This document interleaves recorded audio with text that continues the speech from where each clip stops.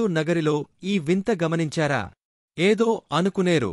మన నగరి పట్టణ tower clock గతంలో కొన్ని ఏళ్ల క్రితం అందరికీ సమయం తెలియడానికి బస్టాండ్ ప్రాంగణంలో ఈ టవర్ క్లాక్ను ఏర్పాటు చేశారు కానీ ఇప్పటి పరిస్థితుల్లో టవర్ క్లాక్తో అవసరం లేదు. ఎందుకంటే అందరి చేతిలో మొబైల్ ఉంది. టైం చూసుకోవడానికి దాన్ని ఫాలో అవుతున్నారు. అంతవరకు ఓకే. కానీ ఈ టవర్ క్లాక్లో నలువైపులా గోడ గడియారం అమర్చారు. దక్షిణం వైపు చూసే గడియారలో గంటలు క్షణాల్లోనే గడిసిపోతున్నాయి. ఒక 10 నిమిషాలు ఆ గడియారని పరిశీలిస్తే 12 గంటలు ఏం చెక్క గడిచిపోతుంది.